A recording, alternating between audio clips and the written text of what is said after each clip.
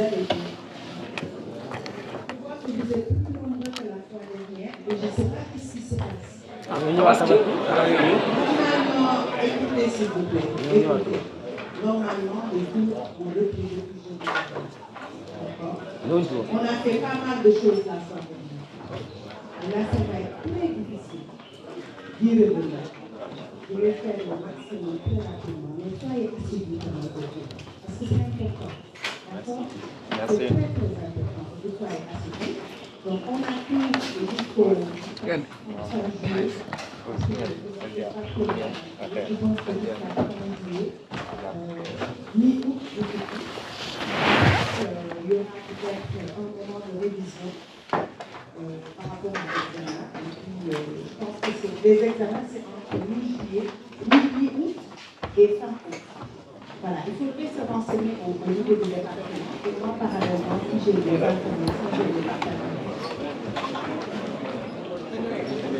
On va commencer. Vous entendez là? S'il vous plaît, s'il vous plaît. On va commencer. On va revenir un peu très rapidement sur ce qu'on avait vu la fois dernière. Malheureusement, on attend votre camarade peut-être pour projeter. Derrière, vous avez de la place par là, s'il vous plaît. Voilà, on a assez de place pour ne pas rester debout. Donc là, vous le savez, donc le cours de samedi se tiendra maintenant jeudi. Comme ça, l'information est bien passée. Voilà. Et l'examen aussi va porter sur des questions de cours. Ça peut être une dissertation, comme des questions ouvertes. Ça dépendra de ce genre de manière générale. Donc, si vous avez des questions, écrivez et faites-les moi passer. Il n'y a aucun problème, on fait comme d'habitude. Maintenant, on était revenu à la fois dernière sur les facteurs. J'allais juste oublier une chose aussi. Chose première, chose vue. Donc, je vais partager les facteurs. C'était pas visible la fois dernière. Je vais partager avec vos camarades. Donc, il va vous l'envoyer. C'est juste pour les facteurs. Pas le support de tout, mais c'est les facteurs. Donc, comme je vous ai dit, vous prenez des notes. Moi, ce qui m'intéresse, c'est des exemples que je vous donne et des exemples que vous avez durant vos lectures, durant quand vous regardez des documentaires, issus aussi également de votre culture générale. Moi, c'est des choses qui m'intéressent. Vraiment. Ce n'est pas les définitions que je donne qui m'intéressent, mais vraiment, vous, à partir de votre connaissance, à partir de votre culture générale, qu'est-ce que vous avancez pour le problème. D'accord? C'est surtout cet aspect-là qui est intéressant. Parce que, comme on le sait, la migration, c'est quelque chose qui bouge tout le temps. D'accord? L'actualité de la migration a toujours besoin d'être réactualisée. Donc, c'est pour cela que je vous invite tous à vous mettre en phase, on va dire, par rapport à ce qui se passe actuellement, aussi bien à l'échelle du Sénégal qu'à l'échelle de l'Afrique de l'Ouest, et bien évidemment du monde, quoi. Et surtout de l'Europe. Parce que l'essentiel des questions migratoires qui nous intéressent, c'est par rapport à notre relation avec l'Europe. L'Afrique de l'Europe, l'Afrique de l'Ouest et l'Europe. Si vous le voyez, l'essentiel des exemples que je donne, c'est soit sur le Sénégal, soit dans les pays de la sous-région, ou bien les pays européens. D'accord? Ce qui nous permet de faire le tour un peu de ce qu'on a dit la fois dernière. Je pense que le mieux, c'est d'avoir un support qui nous permettra de voir ce que je raconte.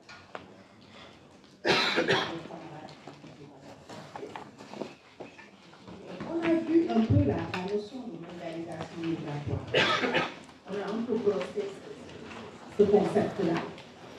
Pour être admis à ce concept, on a vu pas mal d'éléments qui nous ont permis de définir la mondialisation migratoire.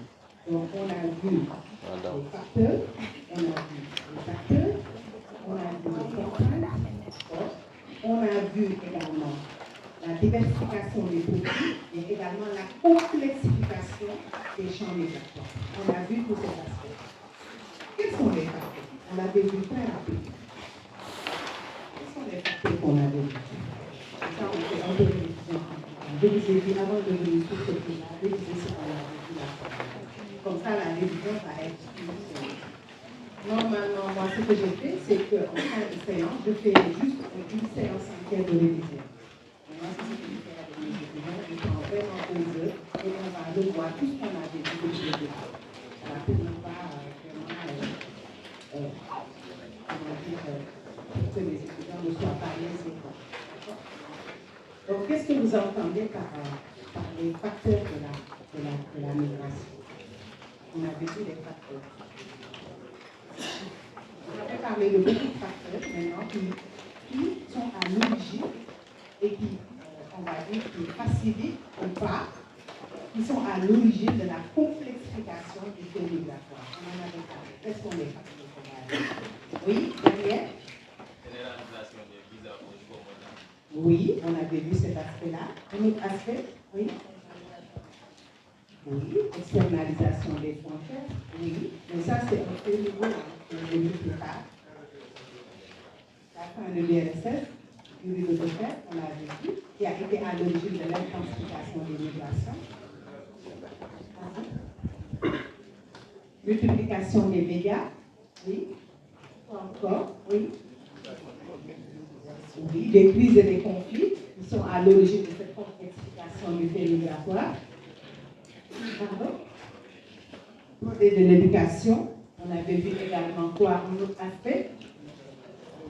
L'urbanisation galopante. Oui. Oui. Les catastrophes naturelles, oui, les conflits, les catastrophes naturelles. On avait vu également l'urbanisation galopante. Le niveau de vie élevé de l'éducation de plus en plus dans beaucoup de populations. On avait vu également que la fin de l'URSS, ça c'est à l'échelle mondiale, qui a joué un rôle important dans vraiment l'augmentation et l'intensification du fait migratoire à travers le monde. On a vu qu'il y avait beaucoup de facteurs comme ça qui ont contribué, encore une fois, à l'intensification et à la complexification des migratoires. Mais il y a d'autres faits saillants aussi qui sont apparus. Quels sont les acteurs? On avait vu qu'il y a pas mal d'acteurs. En dehors du migrant, quels sont les acteurs qu'on a vus qui peuvent intervenir dans le processus migratoire? L'État, oui. Oui. Les organisations internationales ou bien les associations, oui. Les institutions, oui.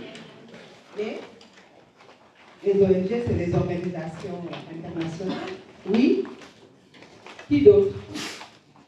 On avait vu également d'autres acteurs qui vraiment prennent, on va dire, profit de cette migration-là de plus en plus à l'échelle surtout de l'Afrique. Oui, les passeurs, exactement. On avait vu les passeurs. On avait vu également d'autres catégorisations de migrants qui émergent. D'autres catégorisations, qu'est-ce qu'on avait vu?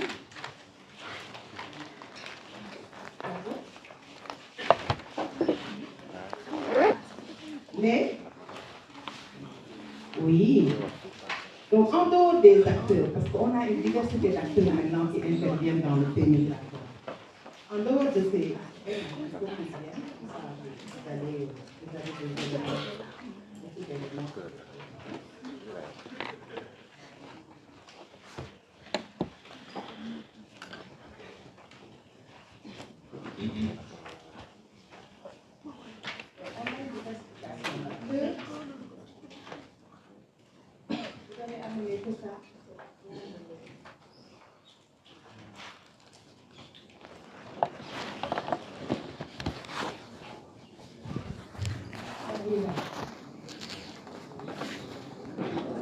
Donc, on va reprendre.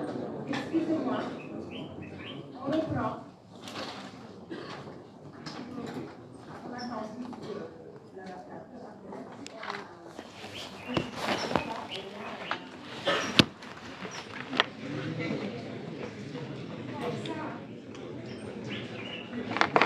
On avait fait aux facteurs, on avait parlé des facteurs de différents facteurs. Il y a également une dimension également de la mondialisation migratoire qu'il faut comprendre.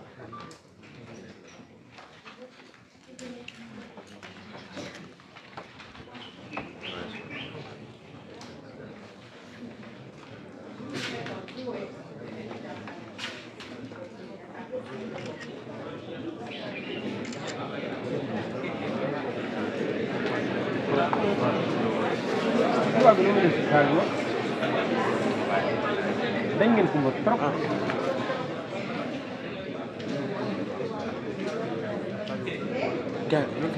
Saya enggak. Jadi pas. Saya enggak. Masih wangi. Hah? Masih wangi.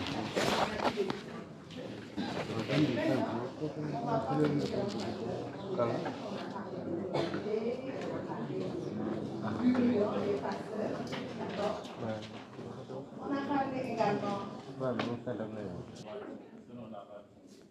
Mais quand tu te déclares mineur, parce qu'il y a beaucoup de jeunes qui partent ici, ils ont vers les 17 ans, 18 ans, etc. Parce que la majorité en France, ça commence à partir de 18 ans. D'accord? Mais est considéré comme mineur jusqu'à 17 ans. D'accord? Donc il y a beaucoup de jeunes qui partent, comme ils n'ont pas les mêmes gabarits, etc., parce que ça dépend par exemple de la corpulence, etc., ils se déclarent comme jeunes.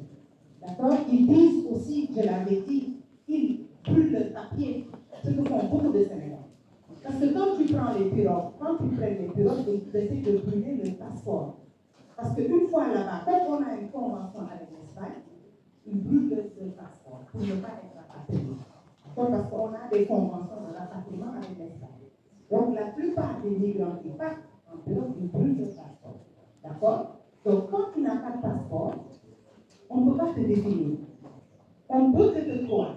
D'accord? Donc la plupart des mineurs, des jeunes gens qui viennent là-bas, ils se disent mineurs. Ils n'ont aucun papier, donc l'administration ne peut pas vérifier ça. Mais ils ont contourné, je vous l'ai dit, par les tests osseux. Les tests osseux qui sont très critiques. Donc ils mettent c'est des tests par phalange, par le phalange de la main. Donc ils font le test et ils le disent exactement, par exemple, à quel âge plus ou moins se situe cette personne. Parfois, on a des tests osseux de 23 ans, entre 23 et 23 ans, donc tu es éliminé de suite. Mais on ne te le dit pas ouvertement. D'accord? Ils font les tests, mais ils ne te le disent pas ouvertement. C'est au courant de l'enquête, parce qu'il y a une enquête qui se fait. Quand vous déposez une demande d'asile, d'accord, il y a une enquête qui est faite. Vous êtes donc des psychologues de l'enfant qui apprennent donc à cerner vraiment la véracité des mots de l'individu. Donc c'est pour cela que la majeure partie des gens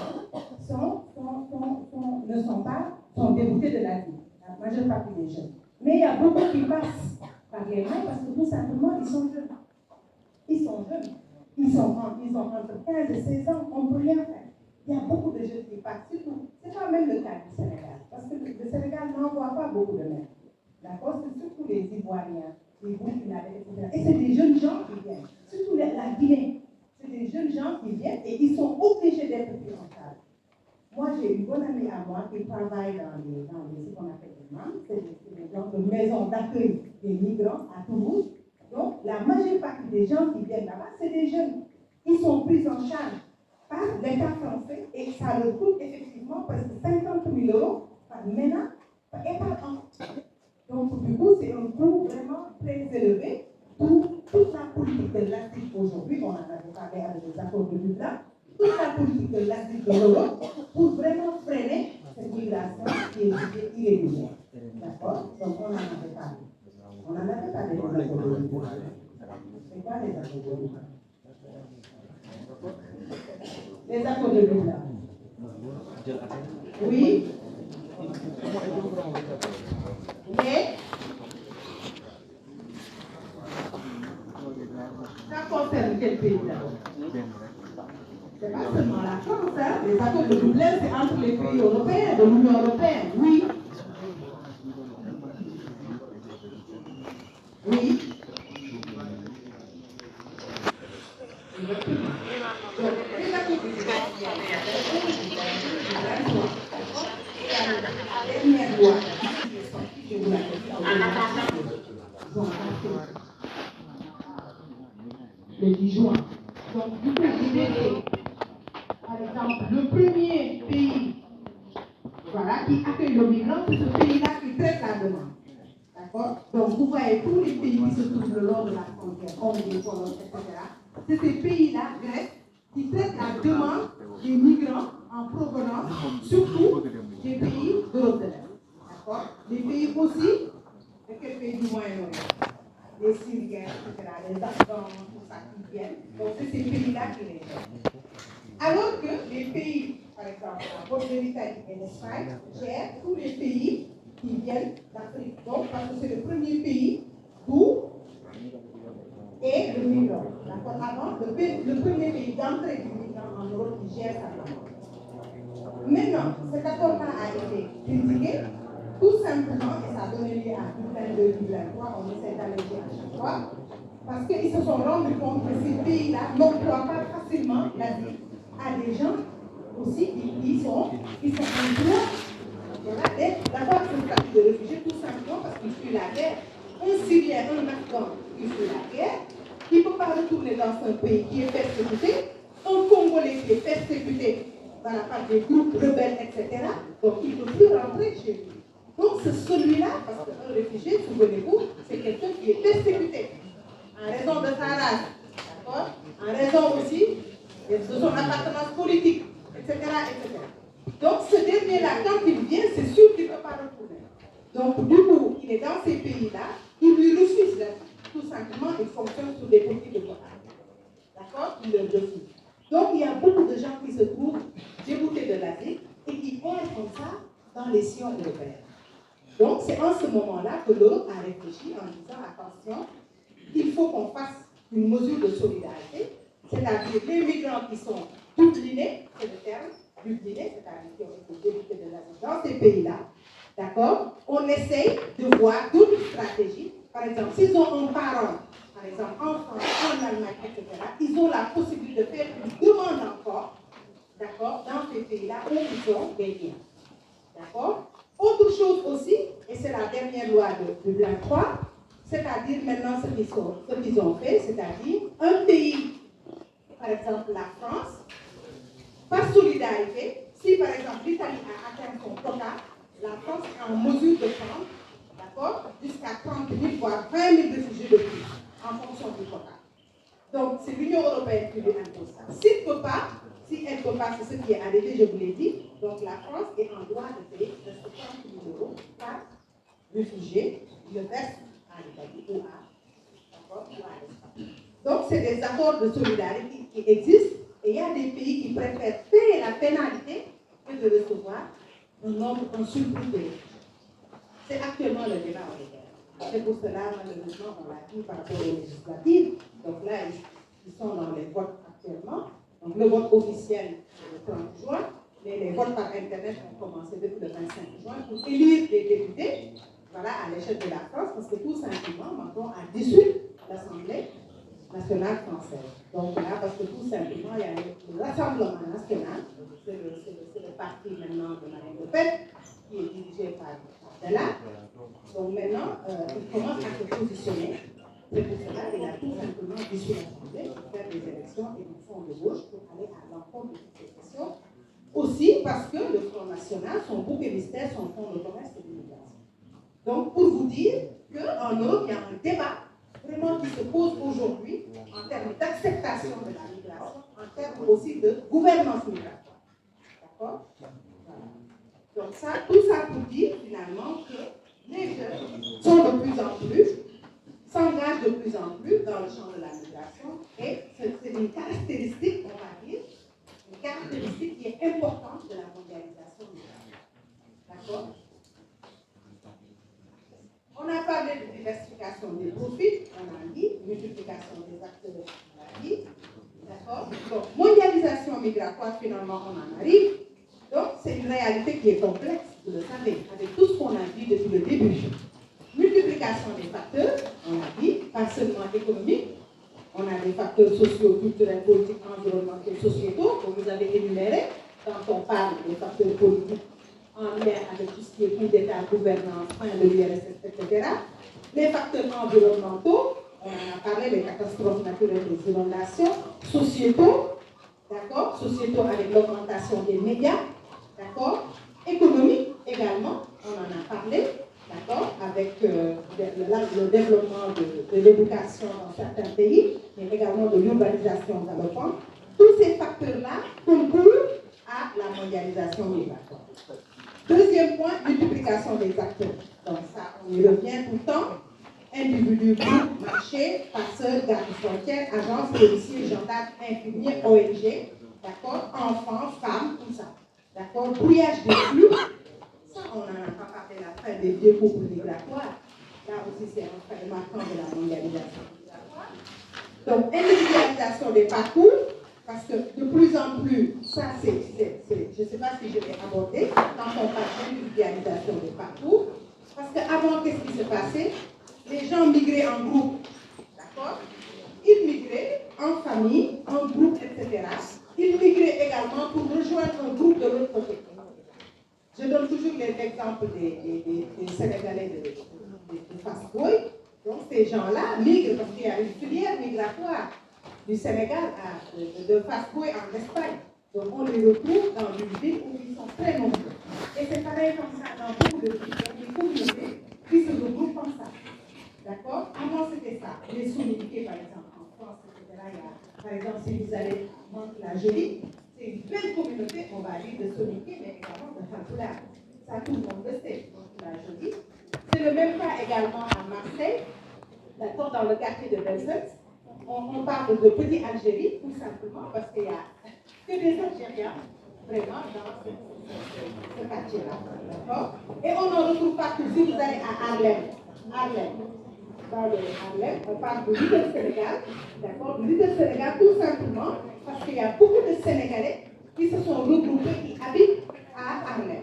Et c'est le cas également à Rabat, d'accord? Quand vous allez à Rabat, dans le quartier de la Sénat, donc vous avez beaucoup de Sénégalais qui y habitent, donc parce que tout simplement il y a des réseaux. Qu'est-ce qui se passe? Donc il y a des réseaux qui s'établissent, qui se mettent en place pour accueillir les migrants. Mais aujourd'hui, qu'est-ce qui se passe? On a une individualisation. Tout simplement, il y a des jeunes gens, des migrants qui quittent les lieux sans pour autant avoir des attaches de l'autre côté.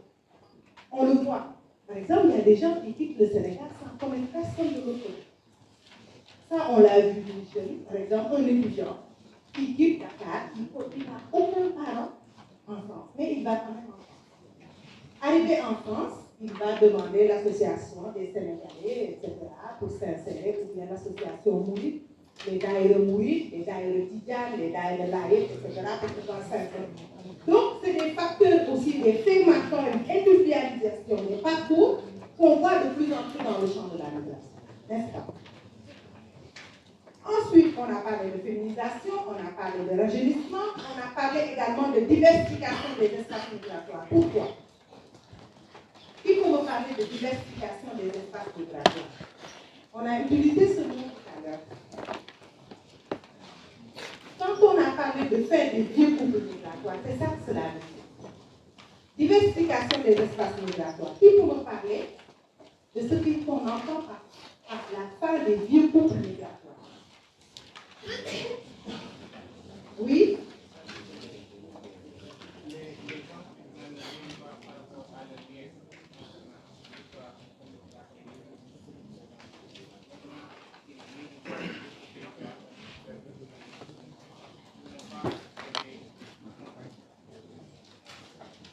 Tout à fait. Qui va me donner un exemple de fin de vieux couple? Dans le Sénégal, oui. Algérie, France, oui. Portugal, Guinée. Oui. Portugal, Guinée. Gambie, Angleterre, oui. Bon. Vous avez compris. Complexification des migrations. Après, on a parlé de multiplication des barrières, des cycles migratoires, des enjeux. Quand on parle de criminalisation, de militarisation, de traite. Mais également, ce qu'il faut mettre ici, c'est la construction de centres, de camps, d'accord, et le business migratoire. D'accord? Donc, c'est toute cette réalité complexe qui traduit la mondialisation migratoire. J'espère que j'ai été clair. D'accord? Ensuite, là, on aborde un autre point. Maintenant, comment cette complexification est abordée par les géographes que nous sommes? Donc, les apprentis géographes, on va dire. Comment cette réalité migratoire est abordée par les géographes que nous sommes aujourd'hui? Donc, ça veut dire qu'il est important, quand on est géographe, de réfléchir en termes multiscalaires. Multiscalaire, ça veut dire quoi? Multiscalaire. C'est pas angle. Multiscalaire, ça veut dire quoi? Quand on est des géographes, on travaille sur une échelle multiscalaire. Donc, c'est les échelles. Quand on vous parle d'approche multiscalaire, c'est-à-dire on convoque plusieurs échelles. D'accord? Pourquoi ici on dit que les géographes, dans le champ de la migration, ont une approche multiscalaire? Ne recopiez pas ça, il n'y a pas de souci. Là, vous n'allez rien comprendre. Vous écoutez ce que je dis, c'est plus important. Ça, c'est pour moi. Donc, quand on parle d'approche multiscalaire, parce que vous n'allez rien comprendre, systémique, multiscalaire, vous n'allez rien ficher. D'accord? Donc, quand on parle d'approche multiscalaire, ça veut dire qu'il faut avoir un regard sur plusieurs échelles. Quand on aborde le champ de la migration, tout simplement, on travaille sur plusieurs échelles. Quelles sont les échelles?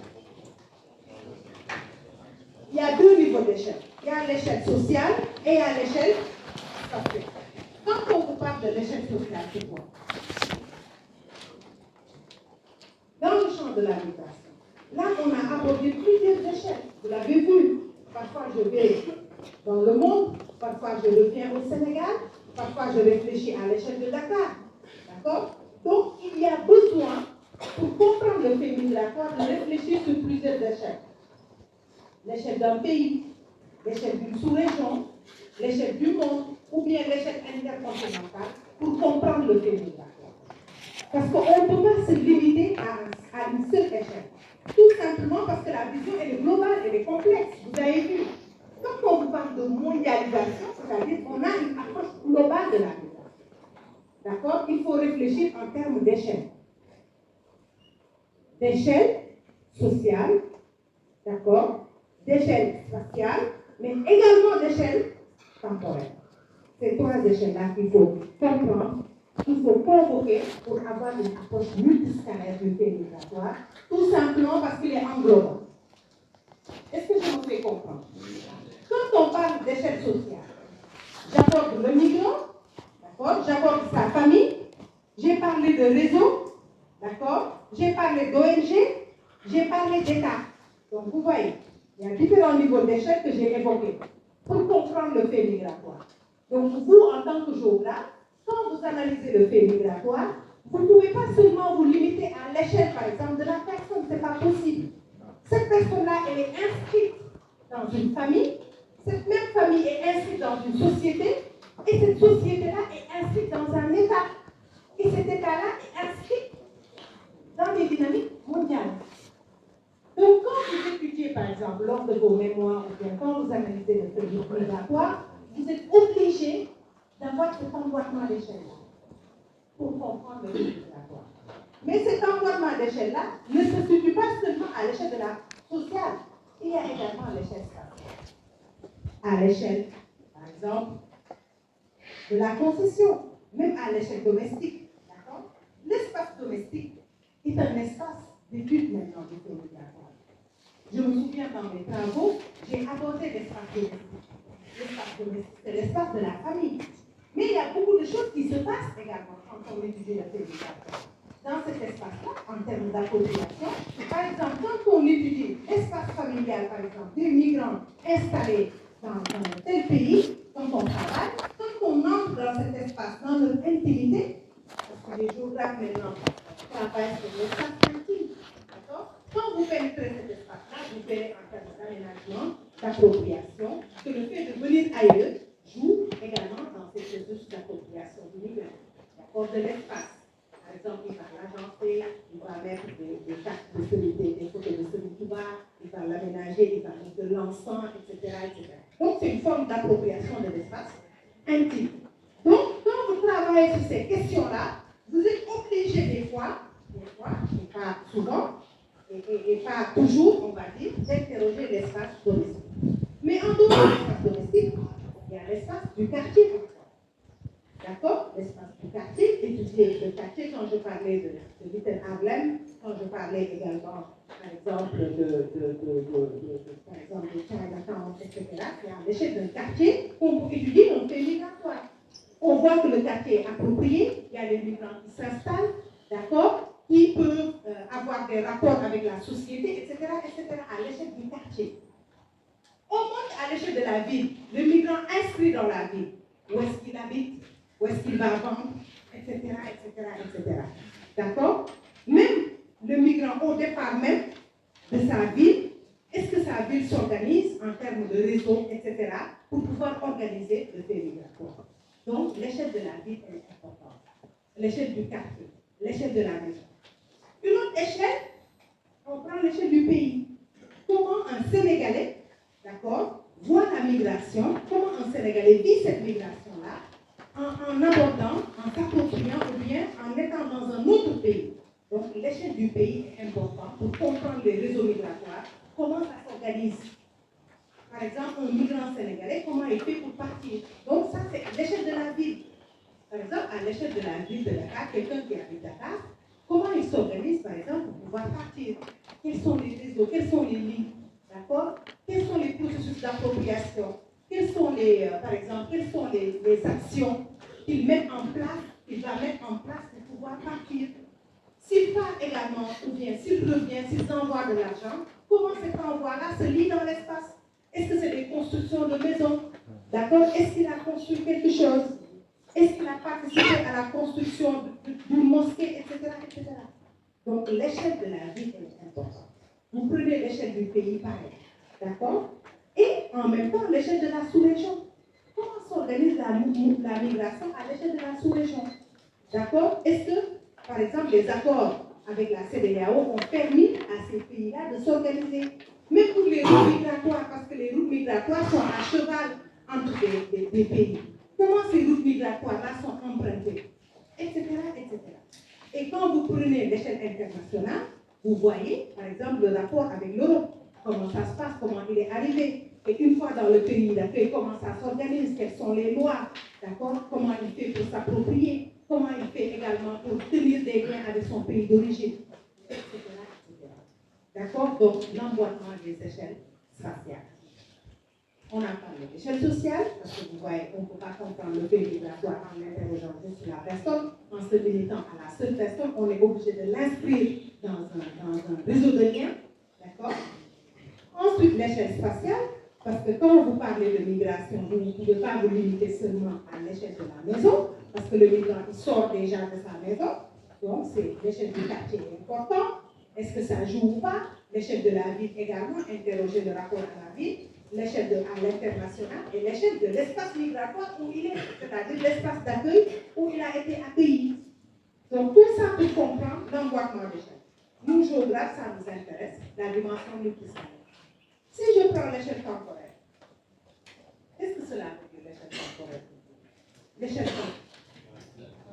Oui, on l'avait abordé quand même quand on parlait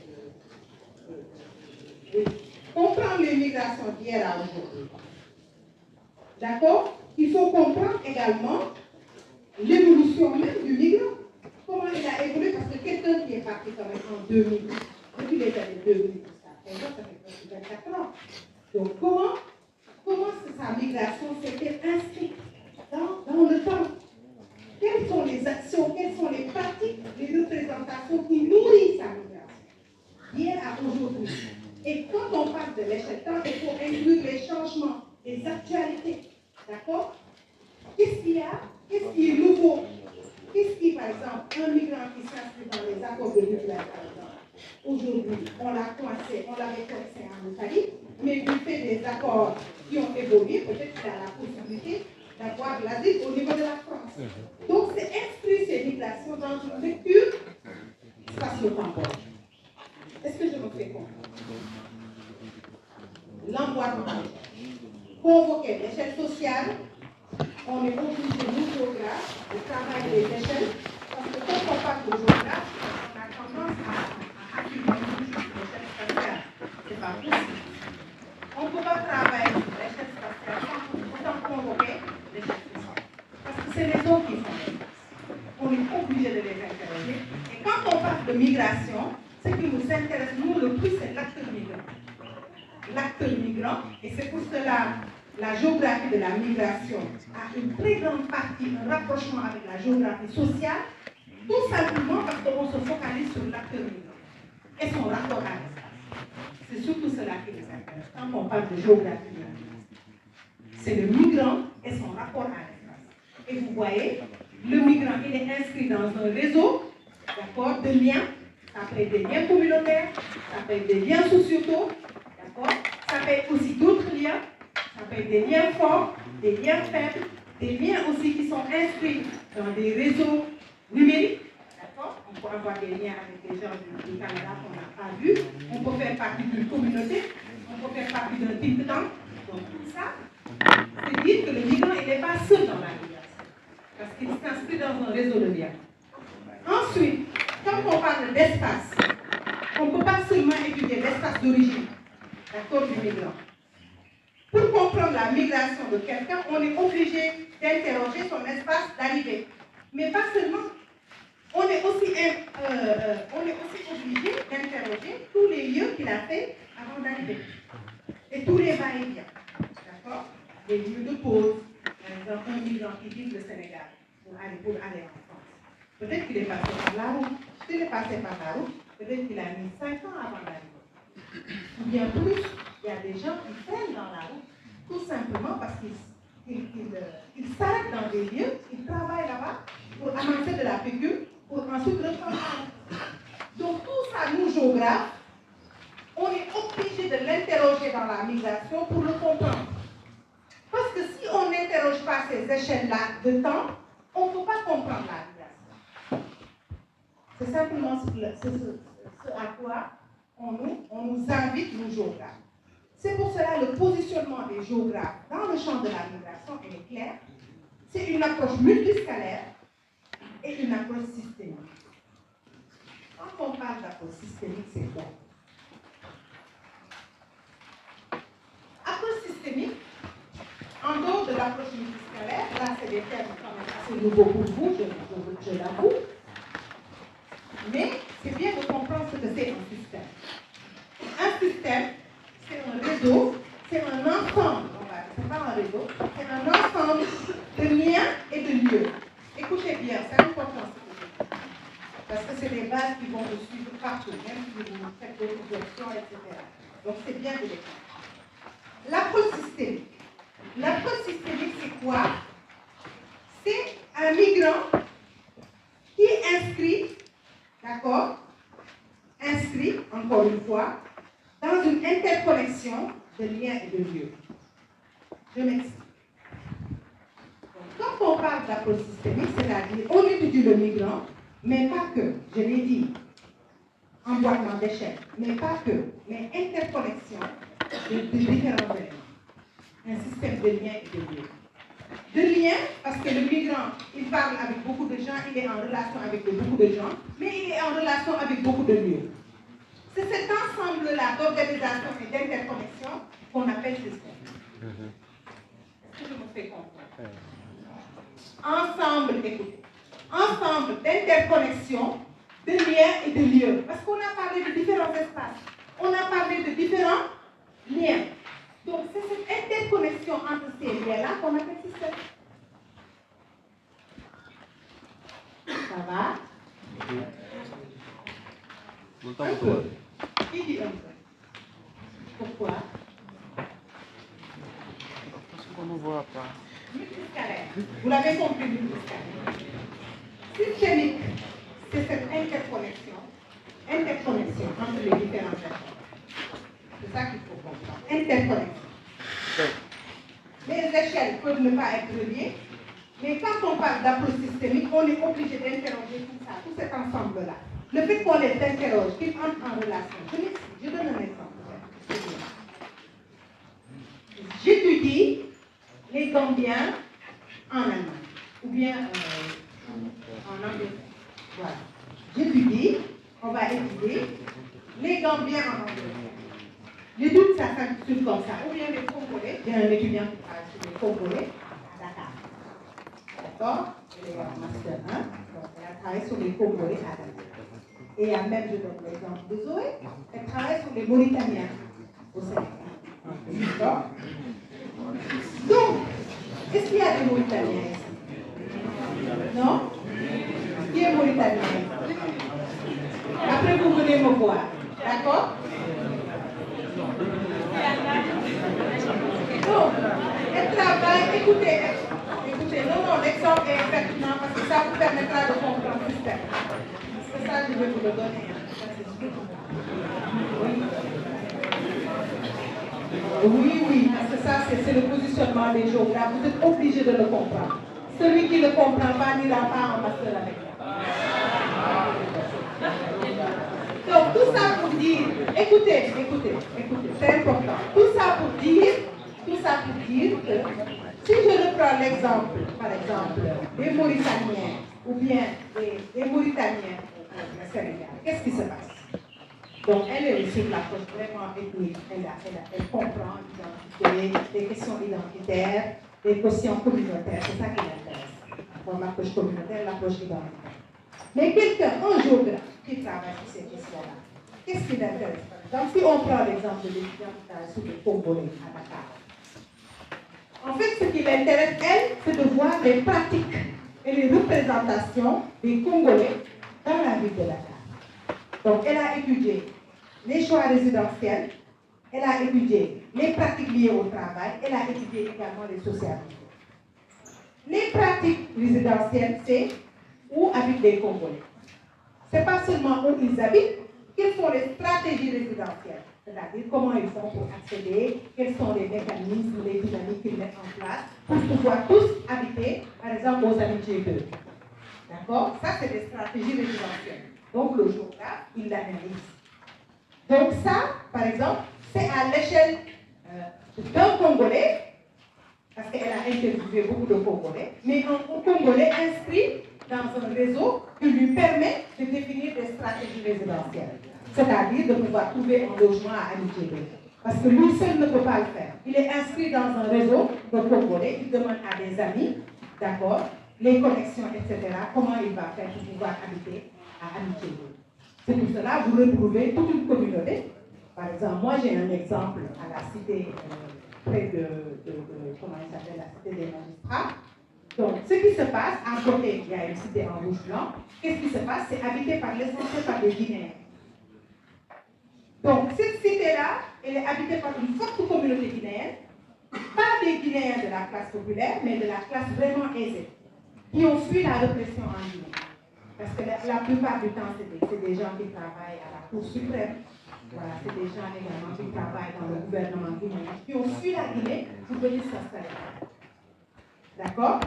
Donc, quand vous étudiez ces groupes-là, vous êtes obligé de les inscrire dans un réseau de liens. D'accord? Ça, c'est un. De deux également, vous êtes obligé de les inscrire dans un réseau de lieux. C'est-à-dire, comment ils ont fait, dans quel lieu, comment ils ont fait pour occuper cet espace-là. D'accord? Est-ce qu'avant, ils sont venus directement de la Guinée, ou bien est-ce qu'ils ont fait des pauses dans ces lieux-là? Et pourquoi le choix exactement de cette cité à Paris? D'accord? Donc, c'est pour comprendre, quand vous étudiez ces gens-là, vous êtes dans une approche systémique, tout simplement parce que vous étudiez et les lieux, comment ils se connectent, pour pouvoir leur permettre de faire des choix résidentiels, de pouvoir travailler, d'accord, de pouvoir également avoir des rapports avec la population locale. N'est-ce pas? Est-ce que vous avez compris? Donc, c'est cet ensemble-là d'études, de liens et de lieux interconnectés, interliés qui fait la consistance. Ça va? Je prends un autre exemple. Ça, c'est les Guinéens, les Congolais. Je prends l'exemple des Sierra Leone, qui travaillent aujourd'hui à Djamena. C'est les gens sociaux.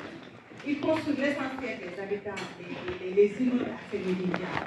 Je ne sais pas si vous connaissez le point de vue. Voilà, de Djamena.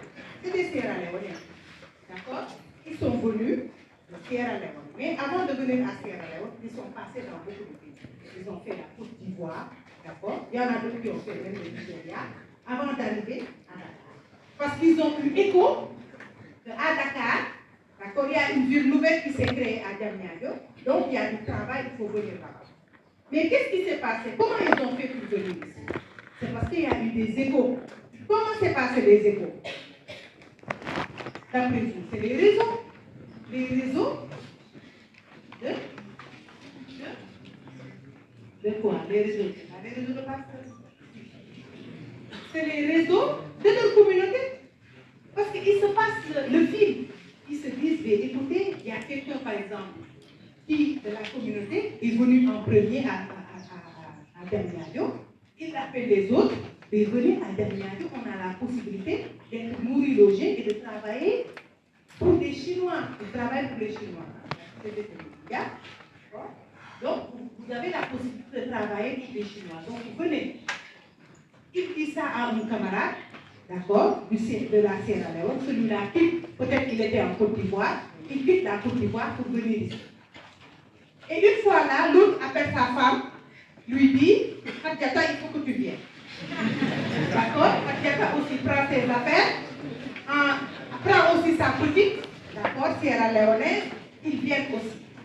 Mais ça, c'est quoi? Et ça, c'est des réseaux de liens. D'accord? Mais également qui s'inscrivent dans des réseaux de lieux. Parce que ce n'est pas seulement entre la Sierra Leone et le Sénégal, mais c'est entre la Côte d'Ivoire également, le Burkina Faso, il y en a qui sont au Nigeria, etc. etc. Et cet ensemble de connexions-là, on appelle ça. Ça va? Est-ce que c'est clair? Ça, c'est l'approche systémique, c'est clair. Quand on vous parle de multiscalaire, c'est vous réfléchissez à différentes échelles. Quand on parle de système, il faut voir l'organisation de toute cette migration-là, tout simplement. D'accord? Donc, chez les géographes, on a ces deux parties-là que nous exigeons dans notre champ quand on étudie les migrations, parce que c'est pas étudier les migrations, c'est pas seulement étudier comment ça se passe, les migrations, etc. Mais c'est une pure science scientifique. C'est une pure science, tout simplement parce qu'on a une démarche scientifique qui se base sur une approche multiscalaire, mais pour une approche aussi systémique. Donc, et là, j'insiste aussi sur les travaux du réseau de Migrinter.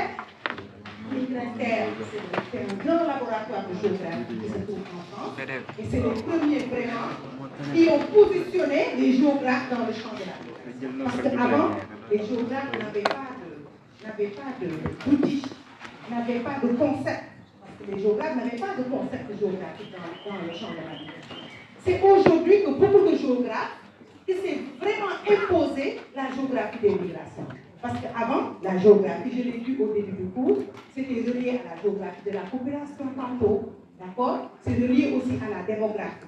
Mais maintenant, de plus en plus, avec les travaux des géographes de Migrinter sous la coupole de Simon Gildas, d'accord?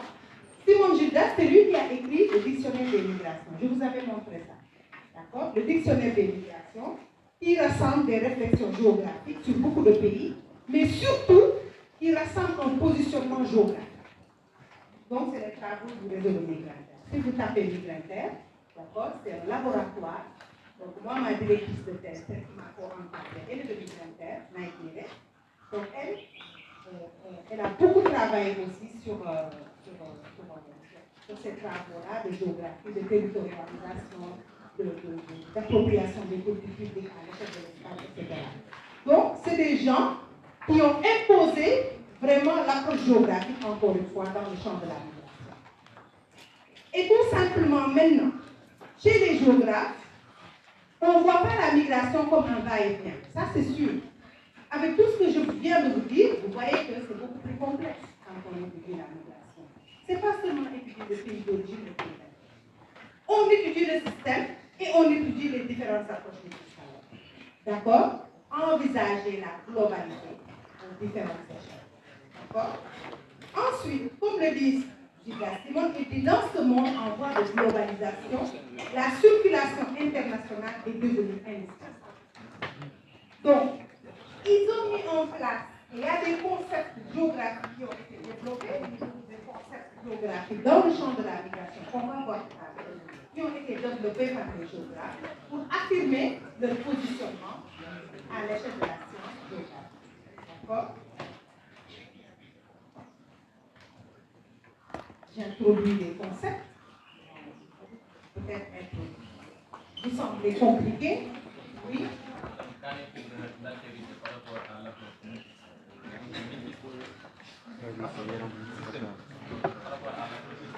Qu'est-ce que tu entends par altérité? Écoutez bien. Oui. Non, vas-y, va jusqu'à au bout de ta réflexion. C'est important ce que tu dis. Vas-y. Non, parce qu'en fait, si je comprends bien, tu me diras que c'est ça que tu penses, à quoi tu penses. Par exemple, on l'a dit, la migration, c'est pas la vie. D'accord?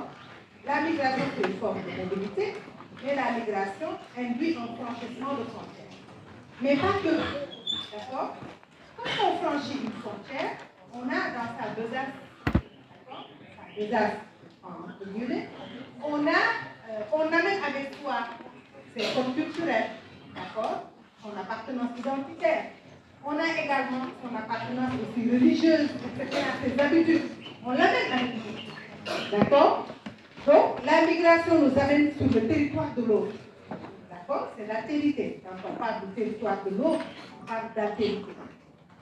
C'est pour ça, dans beaucoup de géographes, on dit que la migration, elle n'est pas lisse. Elle n'est pas indemne. Indemne, ça veut dire ne pas faire abstraction de friction. Friction, ça veut dire frottement. Parce que quand on vient d'arriver dans un pays, on a ce réseau de liens-là. D'accord? Mais on a aussi des gens qu'on ne connaît pas. C'est sûr. D'accord? Ce rapport à l'autre, parce que quand j'ai parlé des Congolais, de l'étudiante qui travaille sur les Congolais à Dakar, donc elle a travaillé sur les pratiques résidentielles, elle a travaillé sur les pratiques liées au travail, où ils travaillent, etc., comment ils le font, et quel genre de, voilà, est-ce que c'est lié ou pas au fait qu'ils aient des moyens, etc., etc. Mais elle a abordé également les pratiques de sociabilité. Qu'est-ce que cela veut dire, les pratiques de sociabilité? C'est les liens qu'établissent les migrants avec la société. D'accord? C'est-à-dire les rapports avec la société. Ça, les géographes l'étudient. Quand on parle de pratiques de sociabilité, c'est les rapports que les migrants établissent avec leur communauté, mais également avec la population locale. Donc aujourd'hui, nous, géographes, on est outillés pour étudier ces pratiques-là. Et ça nous ramène à la question de l'altérité. L'altérité, c'est le rapport à l'autre. On l'étudie maintenant. Par exemple, comment le migrant, à travers ces pratiques, fait avec la population locale. La population locale, c'est-à-dire la population autochtone. Maintenant, ça veut dire, est-ce qu'elle fait partie d'une association, comme l'étudie Zoé, une association vraiment mixte, une association avec la population? Est-ce qu'il est fréquent? Le taux de fréquentation, à quelle fréquence, etc., etc. Donc, tous ces aspects-là, aujourd'hui, on étudie dans le champ de la migration. Donc, la migration, ce n'est pas seulement l'envoi des fonds des migrants, etc. Non, c'est les pratiques et les représentations des migrants dans un espace. C'est pour cela que c'est un objet éminemment géographique. Du moment que, parce que les géographes étudient le rapport de l'homme à l'espace, mais l'homme aussi, c'est le migrant. Comment le migrant peut se lier avec l'espace? C'est pour cela que toutes les problématiques que vous retrouvez, par exemple les problématiques de gouvernance, etc., se posent dans la migration. Aujourd'hui, par exemple, un migrant, les migrants qui s'organisent en quartier, par exemple, quand je prends le Little Harlem, aux États-Unis, les gens qui s'installent là-bas, ils s'incrustent dans les politiques publiques.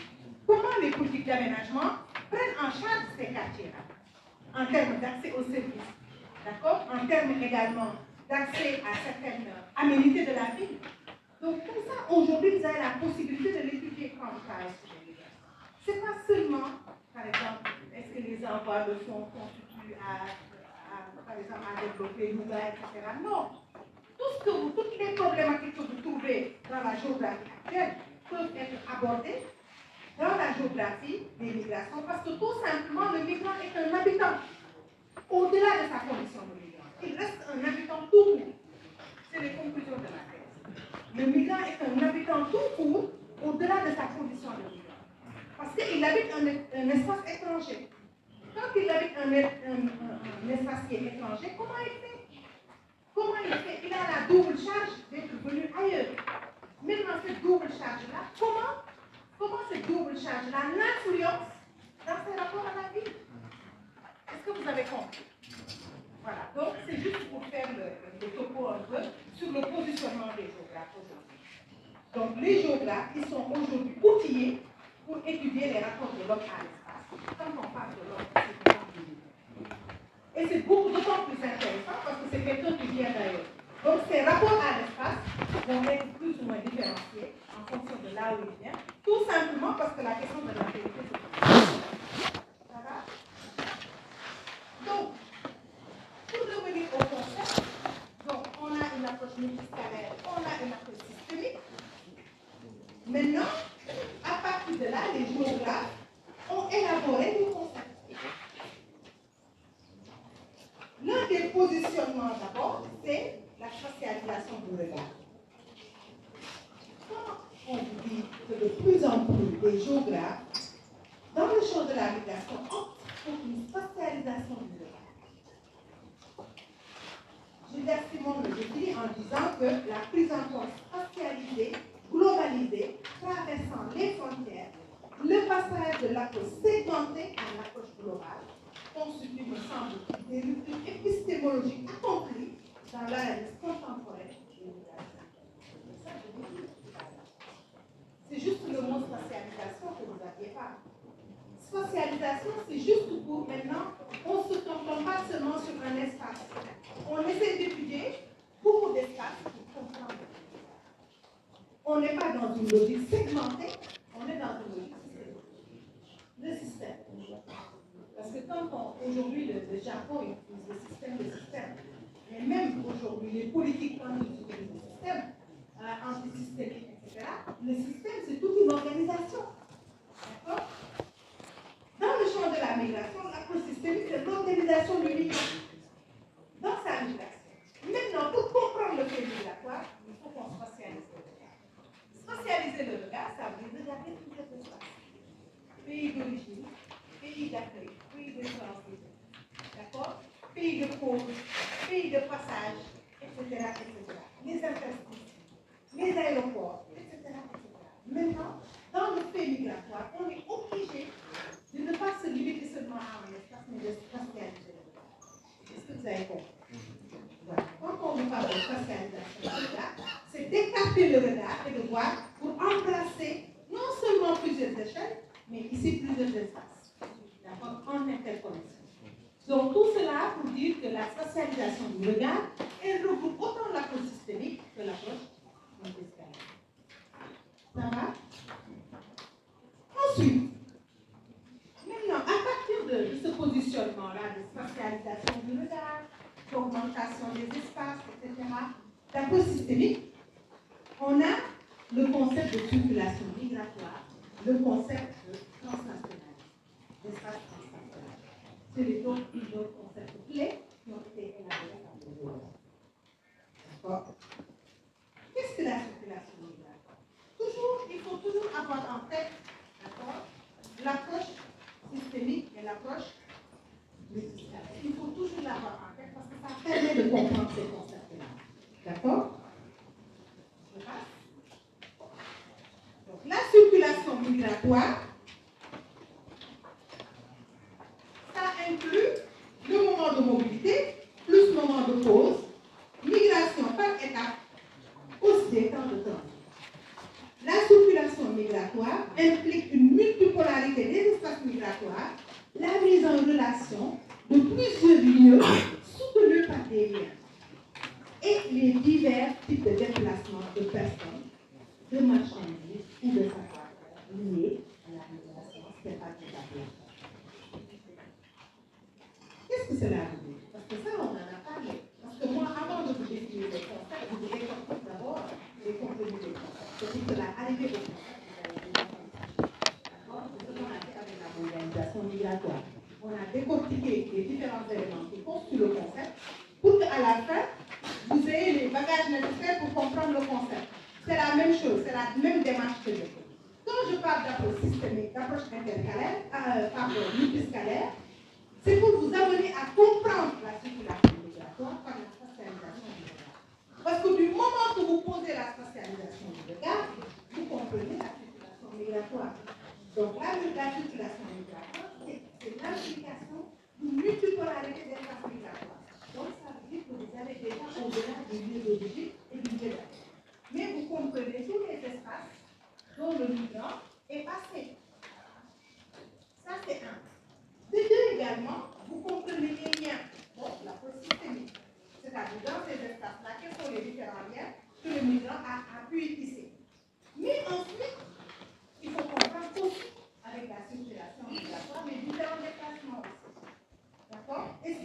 place d'un lien. Par exemple, si on reprend l'exemple des Guinéens, d'accord, qui sont élaborés à Akaya, à la cité Akaya, près derrière Koyos, d'accord. Vous avez déjà entendu parler de ceci? Après Pandoa. Après Pandoa. Après ça. Donc, tout ceci, ce n'est pas important le nom, ce n'est pas ce qui nous intéresse. Mais ce qui nous intéresse, pardon, concentrez-vous. C'est tout à fait important aujourd'hui qu'on est en train de voir. Donc, circulation migratoire, en plus des espaces, en plus des liens, en plus des lieux, il y a les déplacements. D'accord? Les déplacements, non pas seulement du migrant, mais également des marchandises et des savoir-faire. Voilà, c'est cela la circulation migratoire. Donc, il faut prendre en compte non seulement les liens, dont je vous ai décortiqué tout au long, les lieux, donc les différents espaces, les déplacements à l'intérieur de ces espaces-là, d'accord? Mais ce n'est pas seulement les déplacements du migrant, mais également les marchandises et les savoir-faire.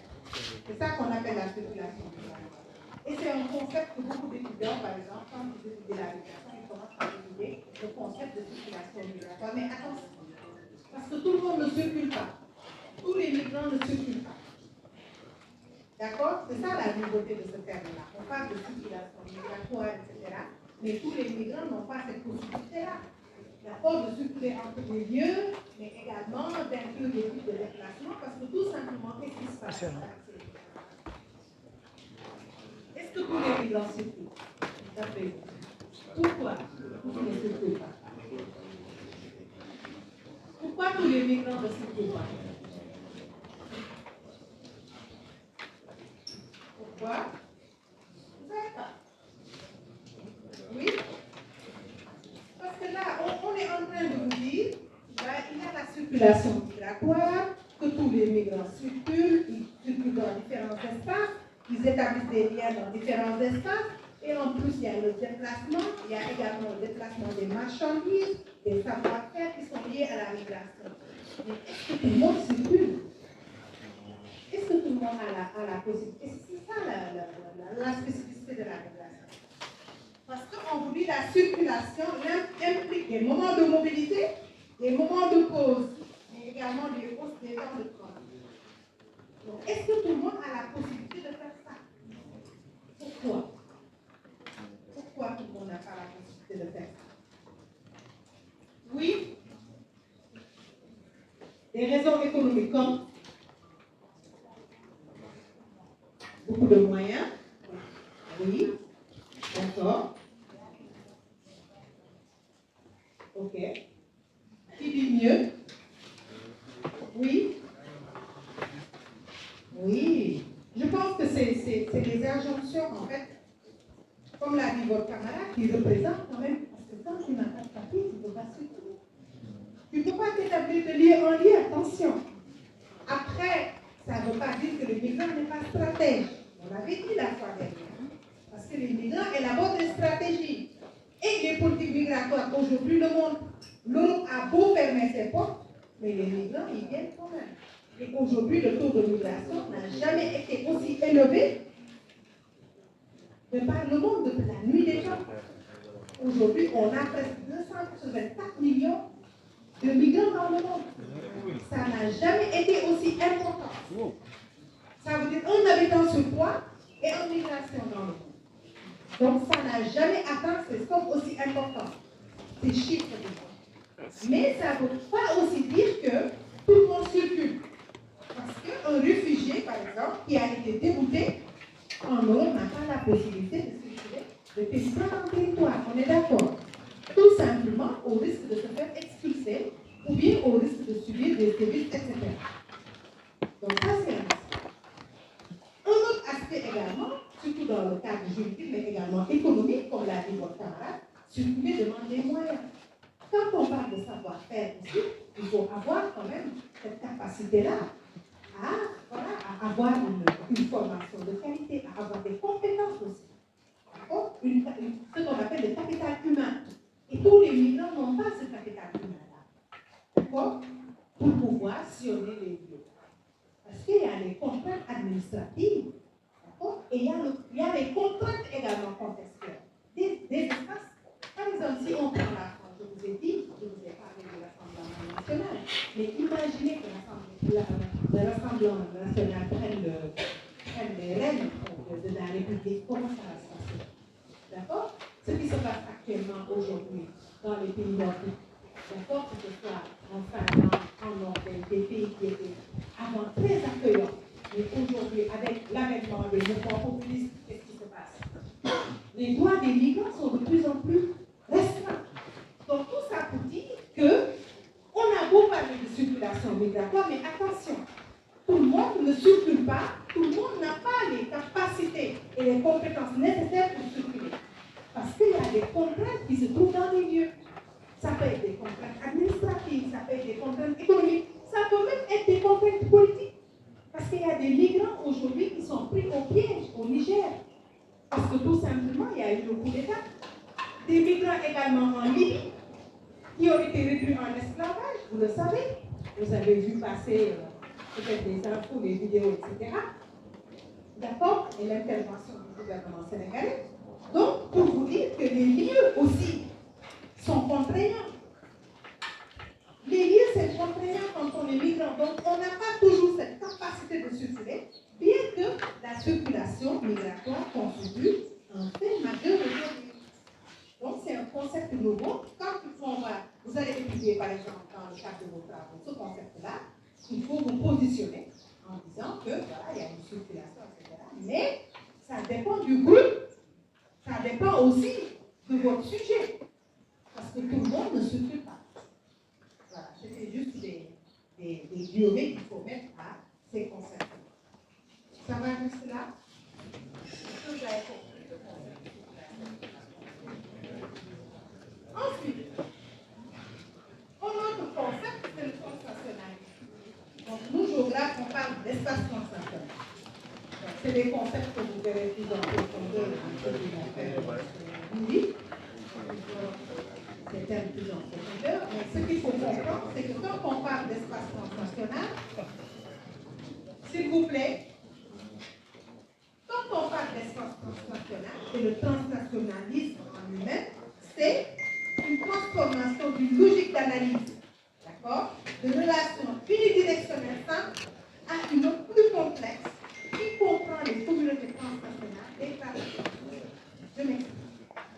C'est-à-dire, dans l'approche transnationale, on est obligé d'aller au-delà de la dichotomie pays d'accueil, pays d'origine. Ça, vous l'avez compris. D'accord? Mais pas que. Parce que dans la circulation migratoire, on a inclus les déplacements, on a inclus également le savoir-faire. D'accord? Dans la circulation migratoire. Mais quand on parle d'espace transnational, c'est plus l'analyse. C'est-à-dire, en termes d'analyse, on ne peut plus se limiter à analyser seulement ce qui se passe dans le pays d'origine en relation avec ce qui se passe dans le pays d'accueil. On est obligé de prendre en compte d'autres éléments qui se passent dans d'autres lieux qui entrent en interrelation et qui constituent un espace transnational, c'est-à-dire au-delà du transnational. Ça inclut les liens, les lieux, mais ça inclut également les rapports entre les communautés transnationales. Je donne un exemple, parce que les exemples peut-être sont plus explicites. Si je prends la communauté mouride, on peut dire que cette communauté est une communauté transnationale. Ils sont inscrits dans un espace transnational. Tout simplement, pourquoi? Parce que, d'une part, ils ont une appartenance commune à une idéologie, le mouridisme, d'accord, qui les unit. Parce que quand on parle de communauté, on parle de lien, d'accord, de socle communautaire qui les unit. Qui dit socle communautaire, dit socle religieux, dit le mouridisme, d'accord. Mais ça ne se limite pas seulement à la compréhension de ça. En termes d'analyse, par exemple, quand on étudie les réseaux mourides, c'est qu'a fait Sophie Baba, donc on a essayé de comprendre comment ces communautés s'organisent dans plusieurs espaces. Est-ce qu'il y a des liens qui existent et qui entrent en interconnexion avec différents espaces? Par exemple, est-ce que les mourides de France, ils ont des liens avec ceux, par exemple, des États-Unis? Quelles sont, par exemple, les pratiques qui les unissent? analyse, on les analyse en termes d'espace transnational, tout simplement parce que c'est un espace qui nourrit des liens entre les communautés. Par exemple, le Bambadei. Le Bambadei, c'est, par exemple, c'est comme le Magal, voilà, qui est organisé à travers par exemple, toutes les régions, on va dire, d'implantation des migrants, mais pas que. On a les Kurseri Touba, par exemple, les Kurseri Touba qui se trouvent partout dans le monde. Quand vous allez, par exemple, à New York, à Washington, vous allez à Barcelone, vous allez à Valence, vous allez à Montpellier, vous allez à Paris, il y a des socles, il y a des espaces qui unissent toute cette croyance. C'est ce qu'on appelle les Kurseri Touba. Et c'est l'exemple d'un espace transnational. Parce que tout simplement, dans cet espace-là, il y a des socles communs qui les unissent, il y a des communautés qui appartiennent à une idéologie, à une appartenance et qui ont des liens. Est-ce que je me fais comprendre? C'est l'espace transnational mouillé. Parce qu'il y a des espaces qui entrent en connexion, parce que tout simplement, ils ont, même pas seulement ils se disent, ah, le Kurseri Touba là envoie des choses à Kurseri Touba, non. C'est parce que c'est des espaces qui existent et les gens qui sont là-bas ont une appartenance commune. C'est le cas également de la communauté solidaire. J'ai oublié le nom. Il y a un prof qui est là qui m'en avait parlé. Parce que quand on discutait de l'espace transnational, il a donné l'exemple de la communauté solidaire. Donc, ils ont des espaces comme ça d'initiation qui se trouvent répartis de part et d'autre du monde et qui représentent des socles, voilà, d'unisson, des socles de communauté où les gens se regroupent pour pouvoir célébrer leur appartenance, etc. Mais c'est ces différents espaces-là, parce que quand on parle de Kurseri Touba, c'est un espace. D'accord? C'est un espace. Kurseri Touba de Paris, Kurseri Touba de Barcelone, Kurseri Touba, par exemple, de Washington, font partie d'un espace transnational nourri.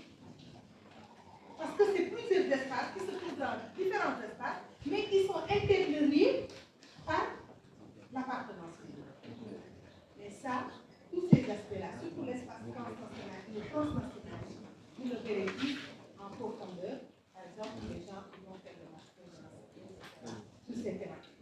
Mais vous, ce qui m'intéresse, et que ce que je vous appelle à comprendre dans le transnationalisme, c'est l'espace transnational. C'est des espaces qui vont au-delà des pays, au-delà des espaces, mais qui construisent des espaces communautaires où on a différents liens qui relient des personnes qui appartiennent, qui s'identifient à une communauté. Est-ce que ça va? Parce que c'est un peu compliqué peut-être à vos niveaux, mais c'est bien de comprendre déjà, d'avoir des briques de compréhension de l'espace transnational. Parce que pour l'avoir étudié, pour le comprendre, il faut l'avoir étudié en profondeur. Parce que c'est un terme aussi de plus en plus compliqué. Parce que tout simplement, il y a des gens qui disent que, ils parlent même de famille transnationale. Moi, j'ai écrit un article sur la famille transnationale sénégalaise.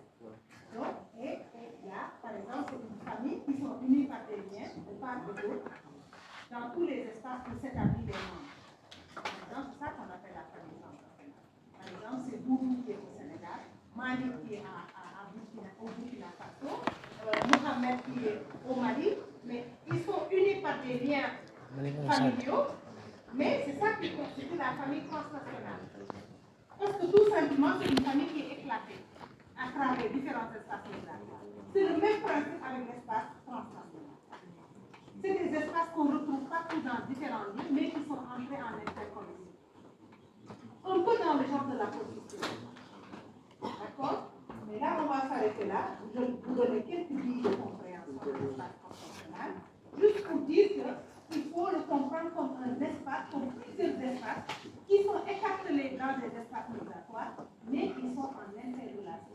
Parce qu'il y a seulement une communauté qui se regroupe et qui communique, qui parlent, qui ont parfois les mêmes appartenances. Ça va?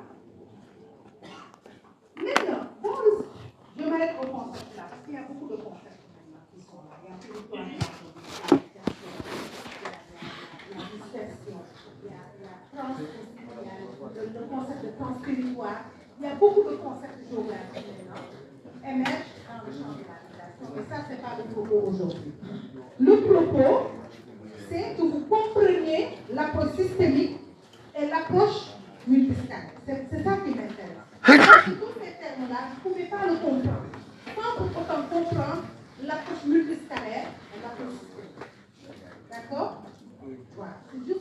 faut comprendre. Un autre élément également très important, un autre élément très important à prendre en compte, c'est la prise en compte de l'acteur migrant. Parce qu'on a beau parler quand même d'échelle de l'approche multiscalaire, d'approche systémique, mais ils sont régis par qui? Ils sont régis par l'acteur migrant. Qu'est-ce qu'un acteur d'après vous? Un acteur. Quand on parle d'acteur, c'est quelqu'un qui fait quoi? Il agit. Oui, c'est quelqu'un qui agit. Très bien. C'est quelqu'un qui fait quoi? Et qui intervient des actions. Très bien. Quoi encore? D'accord? Qui élabore des stratégies, qui fait les pratiques. C'est l'acteur migrant. Mais cet acteur-là, il est au centre de notre réflexion maintenant. Parce que, qu'on le veuille ou pas, c'est l'acteur migrant qui définit sa trajectoire. C'est l'acteur migrant qui subit les étapes. C'est l'acteur migrant qui subit les contextes. C'est l'acteur migrant qui subit les contraintes. Parce que regardez dans la mondialisation. Qu'est-ce qui se passe dans la mondialisation? Quand on parle de facteurs, qui subit ces facteurs-là? C'est le migrant. D'accord? Quand on parle d'acteurs, l'acteur central, c'est le migrant. Même parce que les autres acteurs, ils existent parce que le migrant existe. D'accord? Quand on parle également de féminisation, on parle de qui? On parle de migrants. Quand on parle de rajeunissement, qui est jeune? C'est le migrant. D'accord? Quand on parle de contraintes, qui subit ces contraintes? C'est le migrant. Donc, du coup, cela nous amène à centraliser le migrant dans notre approche. De centraliser l'acteur. Parce que même dans la réflexion géographique, que vous ne voyez pas. Par exemple, il y a un livre de, comment il s'appelle encore? J'ai oublié le nom. Je vous amènerai le bouquin. C'est l'acteur et le système. L'acteur et le système, en réalité, c'est le positionnement phare de la géographie sociale. Qui dit que c'est l'acteur qui fait le système. On est d'accord? Parce que sans l'acteur, le système n'existe pas. Donc, sans le migrant, l'approche multiscalaire et l'approche systémique n'existent pas. Parce que quand vous autour de nous, quand vous étudiez l'approche multiscalaire, c'est le migrant, sur le social, c'est le migrant, sa famille, etc., sa communauté, etc. Quand vous étudiez l'approche spatiale, c'est le migrant dans cet espace, n'est-ce pas? Est-ce que je me fais comprendre? Quand vous étudiez aussi l'approche temporelle, c'est le migrant. Qu'est-ce qui était avant et qu'est-ce qu'il est devenu aujourd'hui? On parle toujours du migrant. Donc l'acteur migrant est central dans la réflexion. On ne peut pas faire, on va dire, l'impasse de ce migrant-là. Donc dans la réflexion géographique, on est sur l'acteur, d'accord, l'acteur migrant. Mais dans la réflexion géographique aussi, on est sur l'acteur géographique. D'accord? Dans l'approche géographique, les travaux de Rosenberg, quand on parle de l'acteur géographique, d'accord? Ce n'est pas seulement quelqu'un qui est laissé comme ça à la merci de l'influence de l'espace, mais c'est quelqu'un qui agit.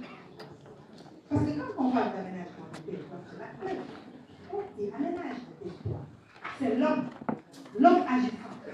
D'accord? Qui est différent de la théorie de Vidal de la Plage. D'accord? Qui dit que l'homme a ses possibilités et qui va au-delà du déterminisme. La géographie de première année. D'accord? Donc, ce qui nous intéresse, nous, c'est l'acteur migrant dans sa façon de faire avec l'espace. D'accord? Donc, toute la réflexion aujourd'hui dans le champ de la migration, quand on parle des Mauritaniens, quand on parle des Sénégalais, quand on parle des communautés, c'est l'acteur. Donc, c'est l'acteur qui est central dans l'idée. Et le d'autant plus central qu'aujourd'hui, on lui a donné cette capacité à élaborer des stratégies et à aller au-delà des outils élaborés par les États. Parce que si je prends l'exemple aujourd'hui de ce qui se passe dans le monde, on a beau ériger des barrières, on a beau criminaliser la migration, on a beau externaliser les frontières, mais les gens ne partent toujours. Et comment ils font? Les acteurs, ils ont la capacité d'élaborer des stratégies. Aujourd'hui aussi, ils ont la capacité d'être là-bas et de participer à ici. Si vous voyez l'impact de la diaspora aujourd'hui, ce n'est pas seulement l'impact dans le développement local, hein, par la construction d'immeubles, etc. Ça va au-delà. L'impact de la diaspora va aussi concerner également le transfert de compétences. Vous le voyez, il y a beaucoup de gens qui sont retrouvés aujourd'hui, qui aujourd'hui pour leurs compétences au pays. D'accord? Il y a également pas seulement ça, il y a l'approche politique. Aujourd'hui, si vous voyez, la diaspora a joué un rôle capital dans la démocratie de notre pays. Oui ou non? Exactement. Donc vous voyez que, par exemple, le migrant, il va au-delà, il peut agir dans un espace d'origine, mais également dans l'espace d'accueil. Il peut agir dans différents espaces parce que c'est toujours un acteur agissant qui a la capacité d'élaborer des pratiques, mais également des stratégies. Je me fais comprendre. Donc c'est pour cela qu'il est essentiel dans la société migratoire. D'accord? Est-ce que ça marche?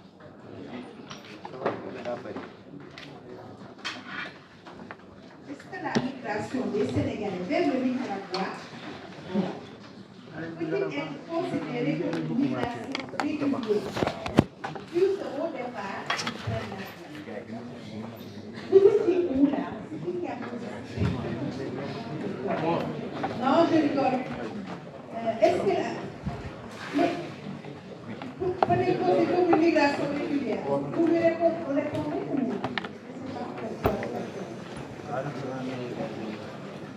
Mais ils partent de manière irrégulière. D'accord? Au départ, c'est régulier, peut-être qu'ils prennent l'avion, mais à partir de la discussion, c'est irrégulier.